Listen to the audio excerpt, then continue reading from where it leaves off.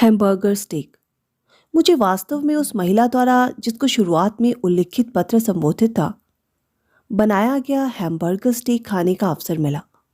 वो 32 वर्ष की थी। उसके कोई बच्चे नहीं थे और उसके पति ऐसी कंपनी में काम करते थे जो सामान्यतः देश में 5 सबसे अधिक जानी मानी कंपनियों में से एक थी। जब मैंने उसे अपने अंतिम पत्र में सूचित किया कि मैं ये नौकरी महीने के अंत में छोड़ दूंगा, तो उसने मुझे लंच के लिए आमंत्रित किया। मैं तुम्हारे लिए एक पूर्णतः सामान्य हैम्बर्गर स्टेक बनाऊंगी, उसने लिखा। सोसाइटी के नियमों के बावजूद मैंने उसका निमंत्रण स्वीकार करने का निर्णय किया। 22 वर्ष के युवा की जिज्ञासा से इनकार नहीं किया जा सकता था। उसका अपार्टमेंट ओडेक्यू रेल लाइन के सामने था। कमरा एक संतान विहीन दंपत्ति के घर की भांति सुव्यवस्थित था। ना फर्नीचर, ना लाइट फिटिंग और ना महिला का स्वेटर ही कुछ विशेष महंगे प्रकार के थे, किंतु वे पर्याप्त अच्छे थे। हमने आपसी आश्चर्य से शुरुआत की।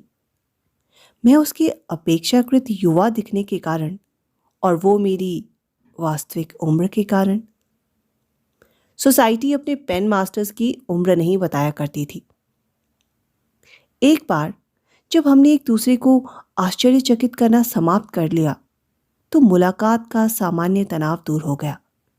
हमने तो ऐसे भावी यात्रियों जैसे महसूस किया जिन्होंने एक ही ट्रेन पकड़ने में देर कर दी हो। हैम्बर्गर स्टेक खाए और कॉफ़ी पी।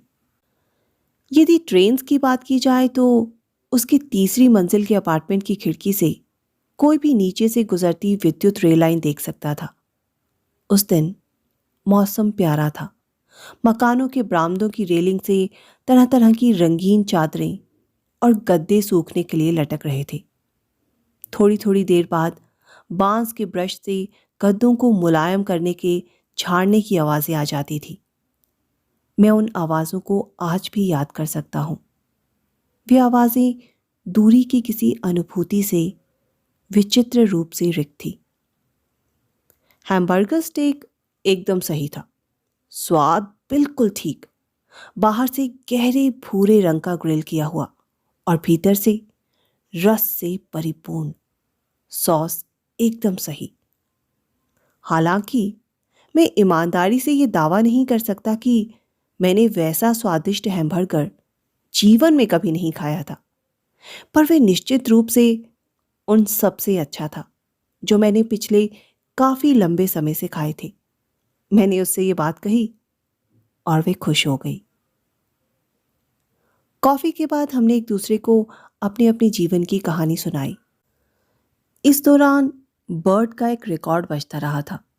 क्योंकि मेरे जीवन में अभी कोई खास कहानी नहीं थी, इसलिए अधिकतर बातें उसी ने की। उसने बताया कि कॉलेज के समय वह एक लेखिका होना चाहती थी। उसने फ्रांसवा के बारे में बात की जो उसकी पसंदीदा लेखिका थी। कम से कम वे मुझे उतनी सस्ती नहीं लगी जितना हर कोई कहता था।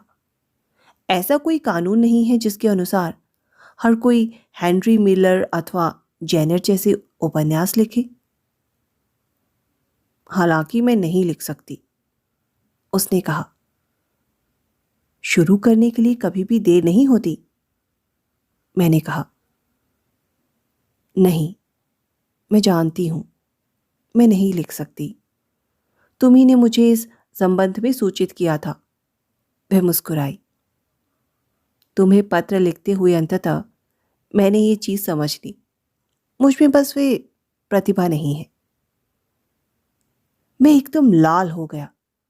ये वे चीज है जो अब मैं कभी नहीं करता, किंतु जब मैं 22 वर्ष का था तो मैं अक्सर शर्म से लाल हो जाया करता था। सच में, वैसे तुम्हारे लेखन में इस संबंध में काफी कुछ ईमानदार होता था। जवाब देने की बजाय वे मुस्कुराई, एक छोटी सी मुस्कान। कम से कम तुम्हारे एक पत्र ने मुझे बाहर जाकर हैम्बर्गर स्टेक तलाशने को मजबूर कर दिया था, मैंने कहा।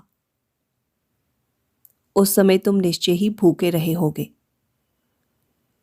और शायद सच में ऐसा ही रहा हो सकता था। खिड़की के नीचे से एक ट्रेन खड़खड़ खड़खड़ करती हुई गुजर गई। जब घड़ी ने 5 बजाए तो मैंने कहा, अब मुझे चलना चाहिए। निश्चिंत रूप से तुम्हें अपने पति के लिए रात्रि का भोजन बनाना होगा। वे बहुत देर से घर आते हैं, उसने अपने हाथ पर अपने गाल रखते हुए कहा। वे आधी रात से पहले वापस नहीं आएंगे। वे बहुत व्यस्त आदमी होंगे। मुझे भी लगता है, उसने भी क्षण भर को रुकते हुए कहा। मैं समझती हूं, मैंने एक बार तुम्हें अपनी समस्या के संबंध के बारे में लिखा था। कुछ चीजें हैं जिनके संबंध में मैं उनके साथ बात नहीं कर सकती। मेरी भावनाएं उन तक नहीं पहुंचती। मुझे अनेक बार अनुभव होता है कि हम दोनों दो भिन्न भाषाएं बोल रहे हैं। मुझे नहीं पता मैं उससे क्या कहूं। मैं नहीं समझ सकता था कि कोई ऐसे व्यक्ति के साथ कैसे रह सकता है जिसको अपनी भावनाएं व्यक्त कर पाना असंभव हो। लेकिन ये सब ठीक है, उसने कोमलता से कहा, और उसने ऐसा दिखाना चाहा जिससे सब कुछ ठीक लगे। मुझे इन तमाम महीनों में पत्र लिखने के लिए धन्यवाद। मुझे उनमें सच में आनंद आया। तुम्हें वापस पत्र लिखने में मेरी मुक्ति छिपी थी। मुझे भी तुम्हारे पत्रों से आनंद आया, मैंने कहा। हालांकि हकीकत में उसका लिखा हुआ मुझे मुश्किल से याद था। कुछ पलों तक वे बिना बोले दीवार पर घड़ी की ओर देखती रही। वे एकदम समय के प्रवाह का परीक्षण करती सी लगी। तुम ग्रेजुएशन के बाद क्या करने जा रहे हो? उसने पूछा।